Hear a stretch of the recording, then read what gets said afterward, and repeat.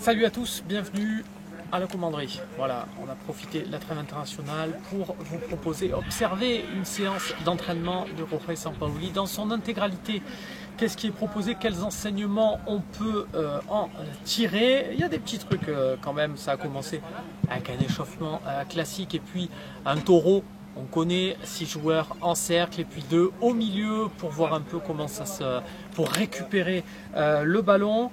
Ça se passe comment? Ça se passe avec là un petit changement, c'est-à-dire qu'on demande aux éléments au milieu de récupérer le ballon, pas seulement de le toucher. Voilà, on va chercher un peu plus de hargne dans les duels. Ça marche, ça fait son petit effet.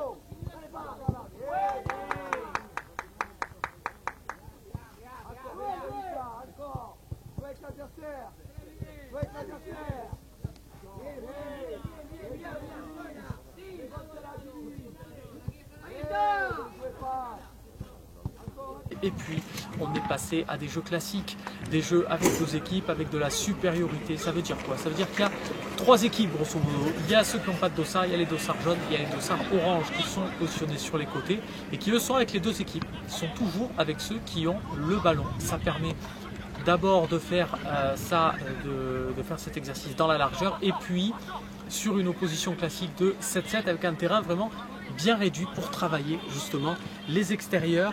Là où ça devient intéressant, c'est qu'on voit les joueurs qui sont appelés à jouer justement sur les côtés, à profiter aux 2 équipes. Il y avait des paires, il y avait d'un côté pour commencer à chaque fois, on va dire les titulaires, Lirola et Christopher Roquia, le latéral droit et le latéral gauche actuellement de l'effectif, puisqu'on rappelle que Nagatomo et Sakai étaient en soins, tout comme Jordan Amavi, et puis qui ont pris le relais aussi dans ce rôle-là. Il y avait Tongia et Targaline, voilà 2 éléments qui évoluent d'ordinaire avec la réserve et qui sont montés. On rappelle que Tongia recruté à la Juventus dans le cadre du transfert de Mariake cet hiver, et puis Targaline qui avait été recruté en même temps que Bamba Dieng pour renforcer l'équipe réserve. Voilà, petit atelier à part pour finir.